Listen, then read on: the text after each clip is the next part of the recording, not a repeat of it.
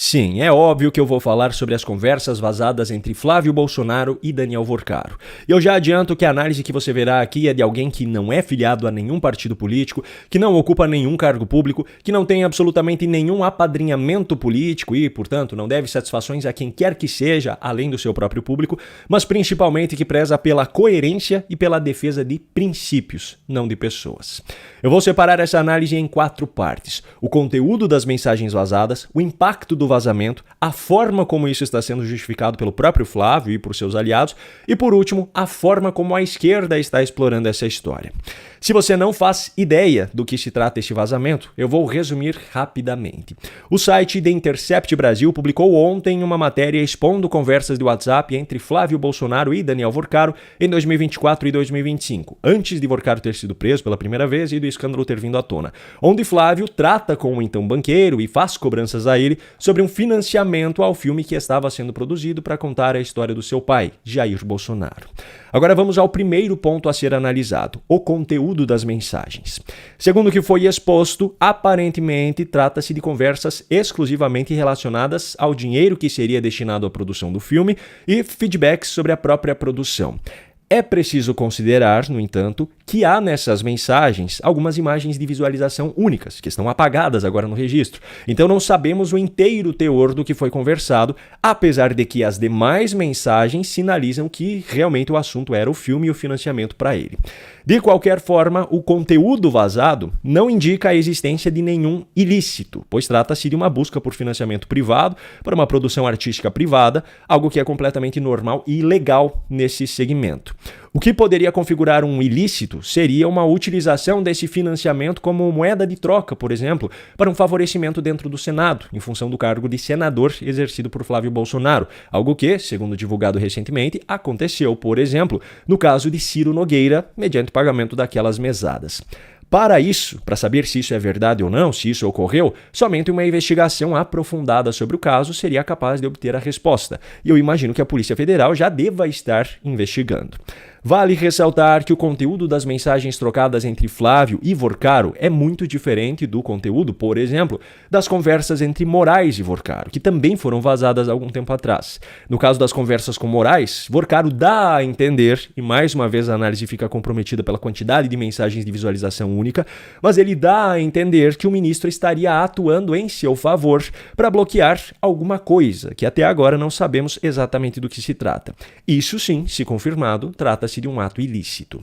Agora vamos ao segundo ponto, o impacto do vazamento. É aqui que mora aquilo que, na minha visão, foi um erro gravíssimo cometido por Flávio Bolsonaro. Ele deveria ter revelado a existência dessas conversas logo que o escândalo veio à tona. E ele teve oportunidades para isso, inclusive com questionamentos de jornalistas, mas ele sempre optou por negar que Vorcaro tivesse qualquer relação com a sua família.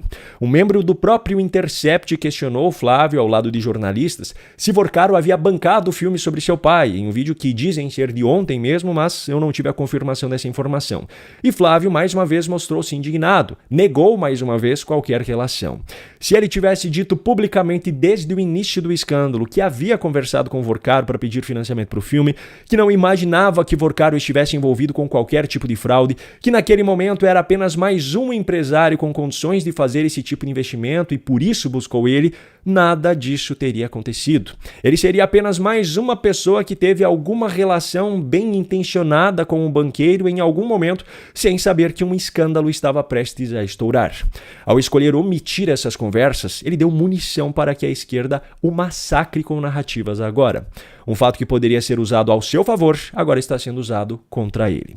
Sinceramente, não me parece provável que haja alguma outra conversa entre Flávio e Vorcaro que pudesse comprometê-lo, pois se houvesse, o Intercept teria explorado isso para uma matéria mais contundente. Mas se houver qualquer coisa, agora é a hora de Flávio revelar para evitar outra manchete. Afinal, por mais que o teor das mensagens não traga nada ilícito, as manchetes escandalosas com qualquer ligação com Vorcaro hoje já são suficientes para impactar negativamente e muito a imagem de qualquer pessoa. Quanto mais próximo das eleições um eventual novo vazamento acontecesse, maior seria o estrago. Agora vamos ao terceiro ponto, a forma como isso está sendo justificado. Por parte do Flávio, eu acho que isso deveria ser muito melhor explicado do que foi até agora. Ele deveria responder, por exemplo, por que negou qualquer relação com Vorcaro anteriormente, o que constava naquelas mensagens de visualização única e o que ele quis dizer quando escreveu para Vorcaro que estaria sempre com ele, já que naquele momento já se sabia publicamente que o banco estava sendo investigado. Já os seus aliados, na minha visão, em grande parte estão usando argumentos que caem na armadilha da paixão política e ignoram a racionalidade, que nesse momento, na minha visão, deveria ser prioridade. Não dá para defender Flávio pelo fato das conversas terem sido anteriores ao escândalo e acusar adversários por relação com Vorcaro também anterior ao escândalo. Salvo, é claro, o teor dessa relação. Uma coisa é um financiamento para um filme, outra coisa é favorecimento pessoal no legislativo ou no judiciário. Não dá para acusar adversários por usar mensagem de visualização única, como se quisesse esconder alguma coisa, e defender aliado como se não fosse estranho o fato dele também usar mensagens de visualização única. Não dá para cobrar uma apuração sobre quem de dentro da polícia vazou essas informações sobre Flávio, mas bater palma para os vazamentos envolvendo ministros do STF e políticos da esquerda. Se eu fizesse isso, eu estaria sendo completamente hipócrita, pois eu sempre critiquei o fato do Brasil ser o país onde não importa o que se faz, mas quem faz. Esse comportamento seria exatamente aquilo que eu critico. Agora o quarto ponto, a forma como a esquerda está explorando isso. Eles poderiam muito bem focar apenas na seguinte pergunta: por que Flávio não revelou antes essas conversas com Vorcaro e preferiu negar qualquer relação com o banqueiro? Simples e objetivo. É essa a parte controversa dessa história. É esse o ponto que está mal explicado. Mas não, a esquerda resolveu cair em cima de questões em que o teto deles é de vidro.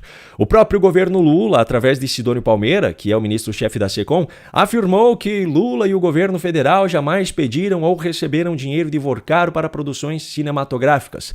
Só que a coluna de Lauro Jardim, no jornal O Globo, apurou que Vorcaro já financiou filmes privados, é claro, sobre outros presidentes, como o filme 963 Dias, sobre Michel Temer, e um documentário sobre Lula, dirigido por Oliver Stone em 2024. Se voltarmos um pouco mais no tempo, a hipocrisia aparece ainda mais, pois o filme Lula, o Filho do Brasil, produzido e lançado no final do segundo mandato presidencial do petista, até foi financiado inteiramente pela iniciativa privada, segundo o que os próprios produtores dizem. Só que quase metade das empresas que financiaram o filme tinham negócios com o governo federal, que era presidido por Lula, incluindo empreiteiras que posteriormente ficaram famosas por envolvimento em escândalos de corrupção. Na época surgiram inclusive delações sobre o uso de propina para esse filme. Ou seja, os pontos que estão sendo explorados pela esquerda agora para acusar Flávio são justamente os pontos em que eles não têm moral nenhuma. Isso que nem entramos na discussão sobre quantos governos de esquerda estão acostumados a direcionar verbas públicas, seja através de financiamento direto ou de abatimento de impostos, com programas como o caso da Lei Rouanet, para a produção de obras com viés político e ideológico de esquerda. E ainda tem um último questionamento que eu gostaria de fazer, que não se enquadra nessas 4 partes da minha análise, mas é uma pulguinha atrás da orelha.